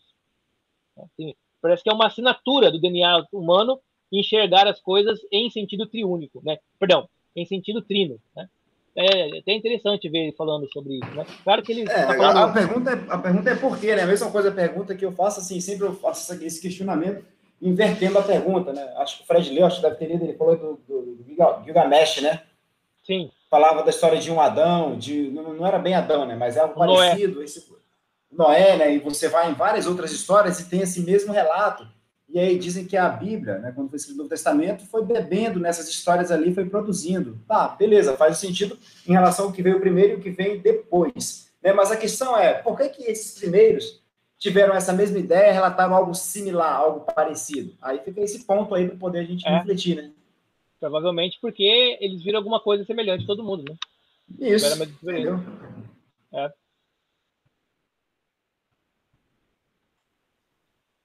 Não, a ideia de vir primeiro e vir depois é o seguinte, é porque se existe algo escrito primeiro e algo similar escrito depois, a primeira ideia que se tem é que o anterior bebeu na fonte do posterior, né?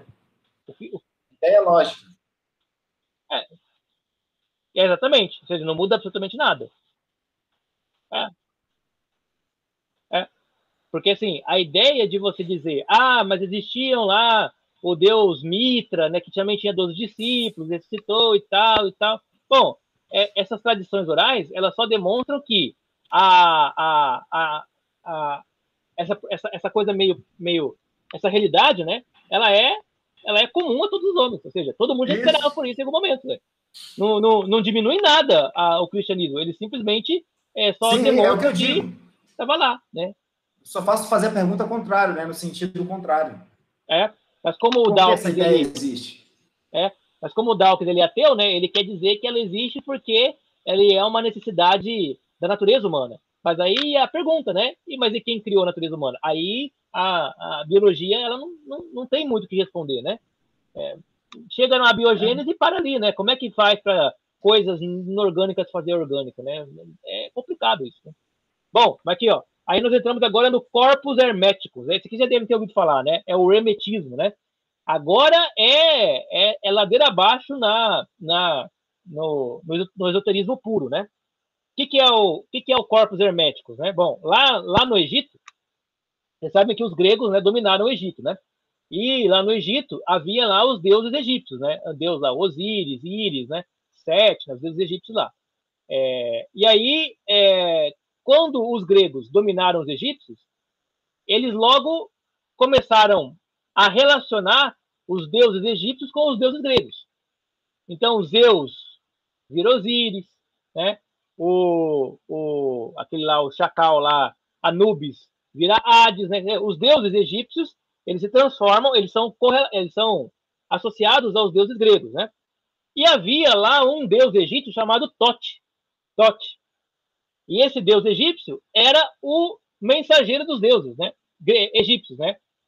E esse deus Tote, então, foi relacionado com o deus Hermes, que era o mensageiro dos gregos, né? Dos deuses gregos. Lembra que quando, acho que é Paulo, não sei se é o Paulo e o Barnabé, eu acho, né? Que eles vão pregar lá numa cidade, não sei se é Paulo e Barnabé ou Paulo e Silas, né? Acho que é Paulo e Barnabé. Que aí confundiram eles, né? Com Júpiter e Mercúrio. Isso. Paulo e Barnabé. Paulo e Barnabé. Acho que é Paulo e Barnabé. Porque assim, né? O Paulo, né? Ele era mais inteligente, né? Então ele era o Júpiter, né? E o Barnabé, ele falava mais bonito, né? Tinha uma eloquência maior, né? Então ele era o Mercúrio, né? Mercúrio é Hermes, né? Mercúrio e Hermes é a mesma coisa, né? E o Júpiter é Zeus, né? Então o Hermes é o quê? É o mensageiro dos deuses, né? Aí, lá no Egito, havia, então, um culto a esse deus Tote, que era o deus da sabedoria, do conhecimento. Esse deus Tote, como foi associado a Hermes, virou o culto de Hermes. E esse Hermes, ele era chamado, por uma questão de honra, né, de 3 vezes grande, né? O Hermes o Grandioso. Daí vem o nome Trimegistus, né? Então, Hermes Trimegisto não é uma pessoa, não é um autor, ele é uma divindade sincrética da Grécia com o egípcio, né? Que simbolizava o escriba e mensageiro dos deuses. E aí, havia um culto a ele, né? Esse culto, as pessoas, então, elas tinham lá, né, seus encontros gnósticos, né? E aí escreviam as informações, escreviam as reflexões que virou o Corpus Hermético, né? Corpus Hermeticum, que era um tratado de 17 livros diferentes. Né? Qual que era a ideia disso? Era ser uma literatura filosófico-soteriológica religiosa. Ou seja, para que serve o Corpus Hermeticum? É para ensinar você a como ser salvo. E como é que você vai ser salvo? Por meio do conhecimento trazido por Hermes, ou por Tote, ou por Trimegisto, né? Por meio do conhecimento. Então, é a origem da gnose. O que dizia a teologia deles? Dizia o seguinte: Deus é incorpóreo, transcendente e infinito. É a mônada, e uno, e luz. Até aqui é o que nós já sabemos: platonismo, médio-platonismo, neopitagorismo. Ele está acima de tudo, como, olha só a palavra, totalmente outro, sem forma e sem figura, privado de essência. Deus não tem essência. Lembra a ideia quando você fala assim, ó, Deus existe? Quando você diz que Deus existe, você diminui a grandeza de Deus. Porque a existência é menor do que Deus. Está claro isso?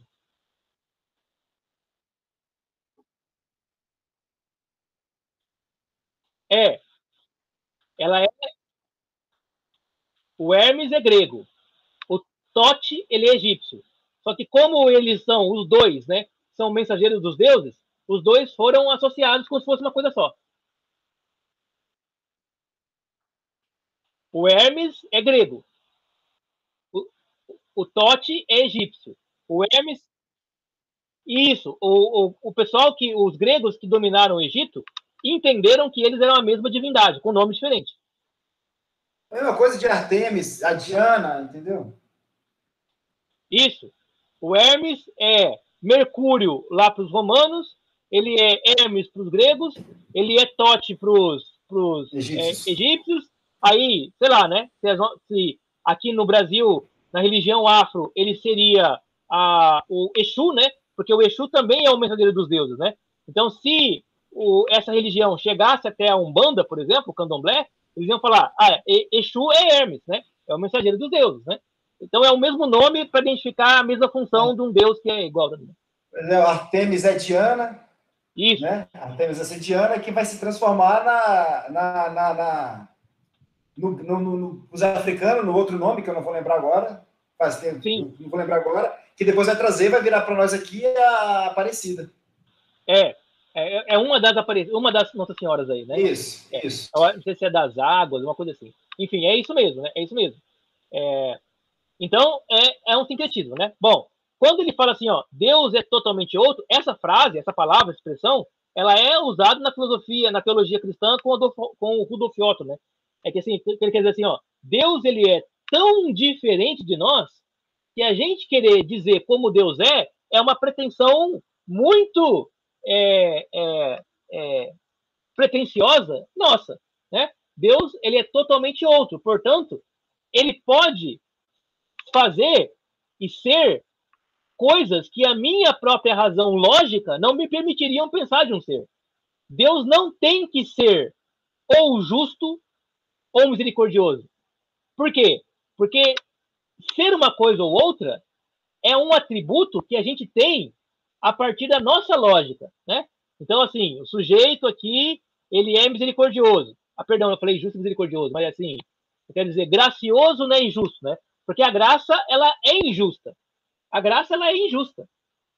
Mas por que Deus pode ser gracioso e justo ao mesmo tempo? Porque ele é tão diferente de mim que aquilo que em mim seria contradição, nele não é.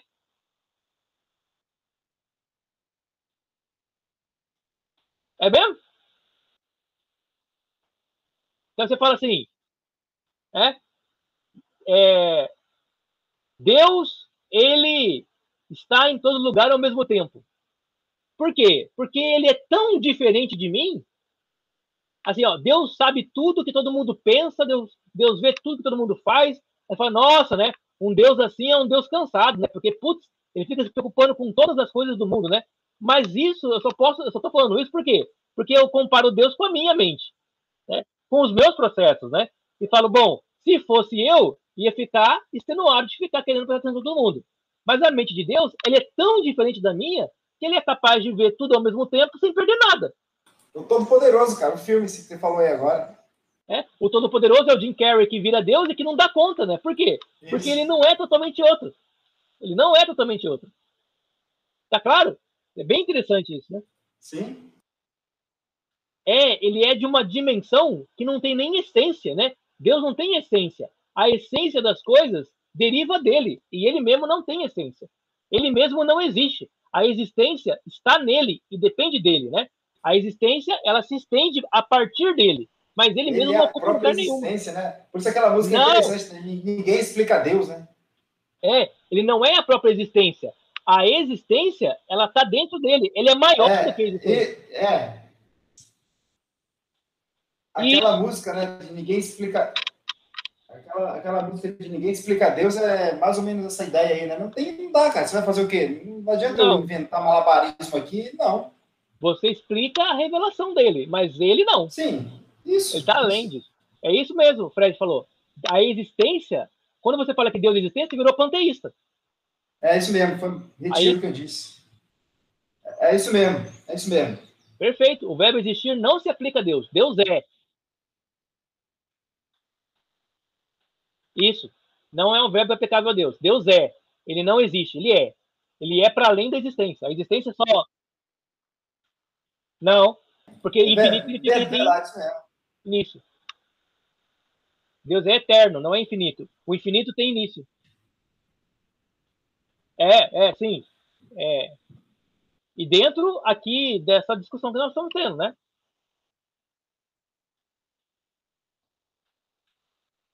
Isso. Ele a é resposta puro... do Thiago aqui, ó. Dormi. A resposta do Thiago aqui agora. Dormi.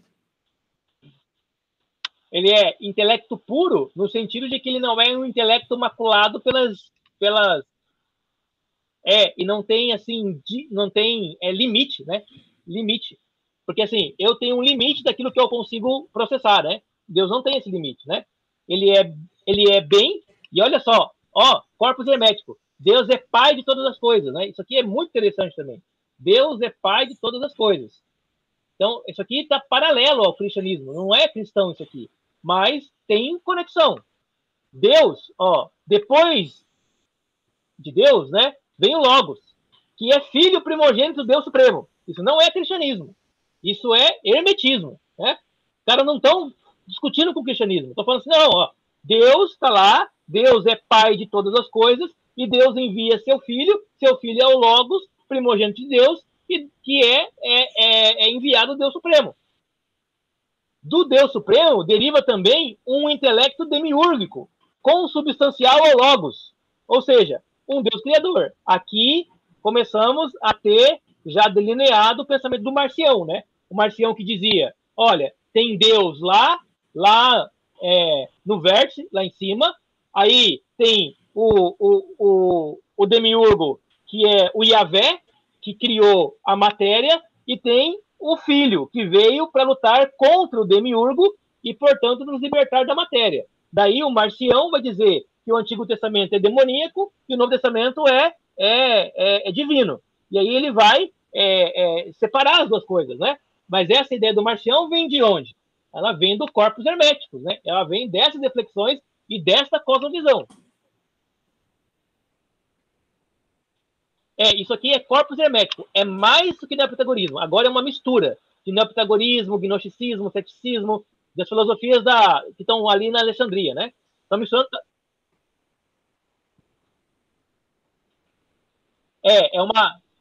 é um esoterismo, né? Eu não sei se você já ouviu falar de um grupo, tem um canal na internet chamado Nova Acrópole. Já ouviu falar? Nova Acrópole. Eles têm sede em todas as cidades do Brasil. Eles são um grupo que ensina filosofia à moda clássica. Eles são os herdeiros do hermetismo. Eles pegam tudo que é filosofia que você imaginar, mistura tudo e aí faz lá uma filosofia meio esotérica e tal. Aí mistura magia. Acho que eu já vi, mistura... já. É uma coisa assim, bem... É muito Nova Acrópole, interessante. acho que eu já vi, já. Nova Acrópole. Eu já vi, já. É muito interessante se você parar para pensar, mas é uma cosmovisão completamente diferente da cosmovisão cristã. Apesar deles quererem meio que enganar você de que é a mesma coisa, mas não é não, é coisa diferente. É o esoterismo... E aí volto lá para o início que você falou da aula, né? Vão tentar porque, não, eu tenho essa cosmovisão, mas eu também não posso me abdicar dessa cosmovisão cristã, mas aí eu tento encaixar ela de alguma forma. A cosmovisão cristã dizendo que é. E quem está assistindo... Não, tudo bem, mas quem está assistindo, mas quem não está assistindo, que não é aquele que procura saber alguma coisa, ou aquele que é de uma igreja que não teve um catecumenato muito bom, vai ser levado por isso. É o que os pais da igreja, lá na época do Concílio de Nicéia, chamavam de cheiro de heresia, né? Vocês fazem, isso aí não parece bom, não. Eu não sei dizer o que é, porque eles, assim, na maior parte deles eram analfabetos, né? Assim, gente simples, né? Mas eles ouviam e falavam, isso aí não tá cheirando bem, não. Tem treta aí.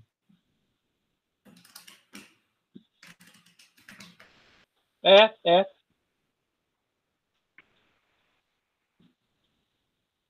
É porque na época, né, cara, você morria e vivia por isso, né, cara? Você podia morrer.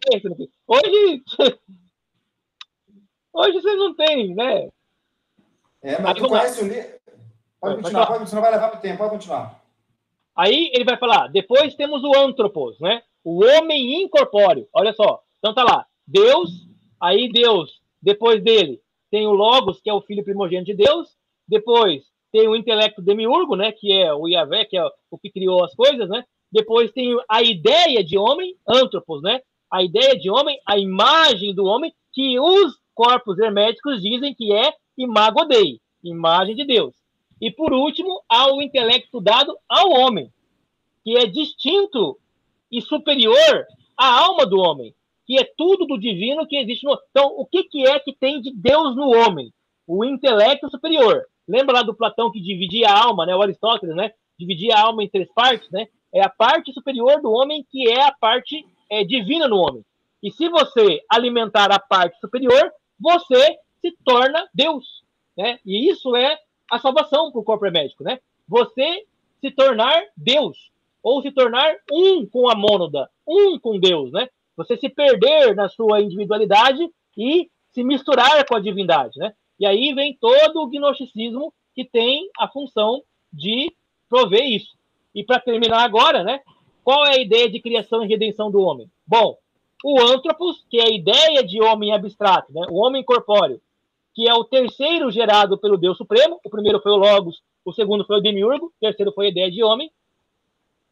Quer imitar o intelecto demiurgo e criar algumas coisas. Então, assim, por que os homens são criativos? Por que os homens eles têm vontade de construir cidade, pomar, fazer coisas, né? Porque eles têm uma certa inveja do demiurgo. Eles querem também ser pequenos demiurgos.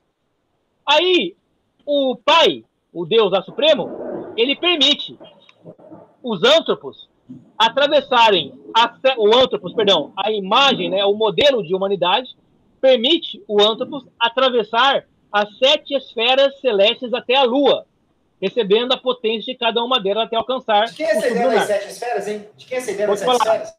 Essa ideia das 7 esferas, que está lá no corpus hermético, é assim, você imagina que, para você que está na Terra, para você alcançar até Deus, você tem que passar por 7 portais. De quem é essa ideia? De quem é essa ideia daí, né? Porque eu já li sobre isso, já vi sobre isso, essas 7 camadas aí. Essa ideia é do corpus hermético. Ele não tem um autor.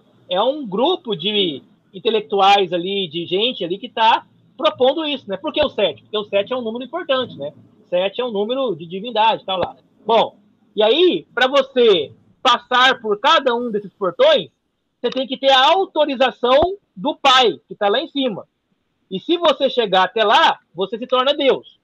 Mas o Pai, para te fazer chegar lá, ele te dá a senha de cada portão, o modo como você vai passar por cada um deles. Mas o ser humano, enquanto ideia, ele não subiu os portões, ele desceu.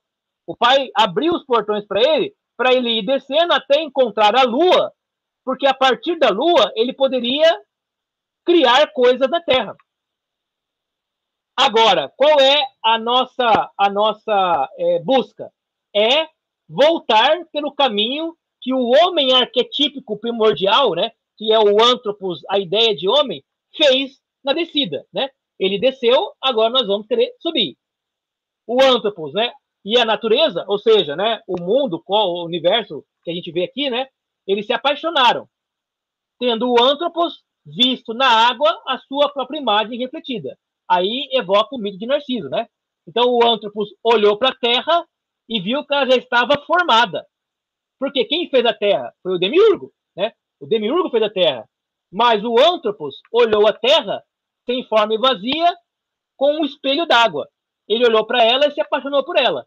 E aí então ele começou a fazer na Terra aquilo que ele conseguia fazer, aquilo que ele podia fazer. Criou matéria, usou a matéria para imitar o Demiurgo. Aí ele cai da Lua e torna-se matéria e vira o primeiro homem, que é, para nós, o Adão.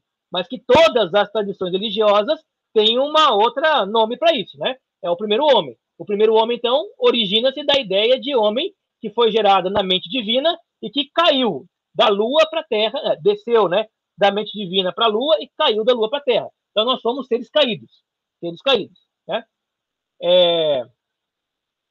A libertação ou salvação consiste em libertação dos laços materiais por meio da gnose ou da doutrina hermética. Primeiro, né, o homem deve, em primeiro lugar, conhecer-se a si mesmo, isso aqui é Platão, né? Conhece a si mesmo, e saber que ele não é o corpo dele, mas ele é o intelecto dele. Portanto, a salvação começa em você adquirindo conhecimento. Qual conhecimento? Todo o conhecimento possível. Matemática, física, química, biologia, tudo, tudo. E é lógico, né? A partir da cosmovisão hermética, do hermetismo. Segundo, sabendo que seu intelecto é parte de Deus, uma vez que eu já desenvolvi o meu intelecto suficiente, eu preciso começar a tomar consciência de que eu sou Deus, ou que eu sou divino, ou que Deus e eu somos, assim, da mesma coisa. E aí, nesse momento, eu me torno um sábio, ou um filósofo, né? Um sábio. E, portanto, eu liberto-me da ilusão dessa vida quando morrer a minha alma, de tanto conhecimento que ela terá, ela conseguirá fazer o caminho inverso do anthropos e se tornará um novamente com a divindade. O que a nova Acrópole faz é justamente isso, tentar ensinar a você como lidar eticamente com a vida para que, adquirindo esse conhecimento, você possa se libertar das prisões da materialidade e subir para a divindade e tornar-se um com o divino. Isso é, de certa forma, próximo do pensamento cristão. Mas lembrando, o cristianismo tem uma cosmovisão, o hermetismo tem outra. No cristianismo, nós alcançamos isso por meio da descida do Cristo. No hermetismo, nós alcançamos por isso por meio da subida do esforço humano, por meio do aprimoramento do intelecto. Tranquilo? Cara, isso aqui, velho, na mão de um arminiano, na mão de um alegorista, tá doido, velho. Vai ser cristianismo puro na mão dele, entendeu? Tanto é que as heresias do primeiro século, elas têm a sua base aqui, né? Nessas ideias aqui. Que aqui, na verdade, o quê? É uma espécie de resumão de todas as ideias filosóficas que estavam aparecendo na época, né? Por isso que você vai encontrar as referências, né? E aí, é isso, né? Se isso cai na mão de qualquer pessoa hoje, assim, um pouco mais espiritualizada, ele cria uma nova religião, uma nova interpretação, fácil, né? E aí vai. Não, já tem, cara. Oi? Não, já tem, você falou se cai, não, já tem, ainda que seja de forma não aprofundada, né? E nem consciente, né? É isso, ainda que não seja de forma consciente, né? Mas já tem, e não é pouco, não, entendeu? Dentro de igrejas ditas cristãs, tem.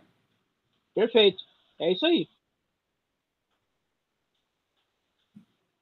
Tá bom, Tu tava empolgado, né, nego?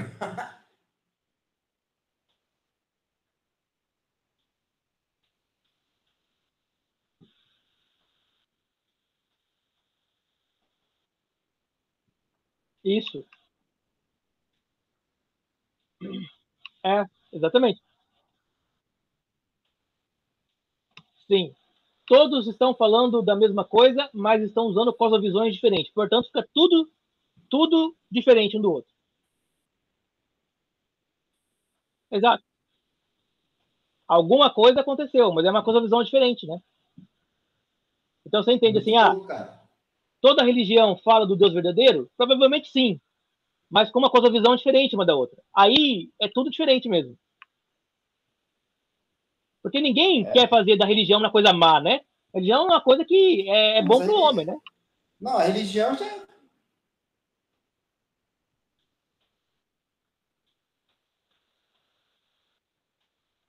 No cristianismo,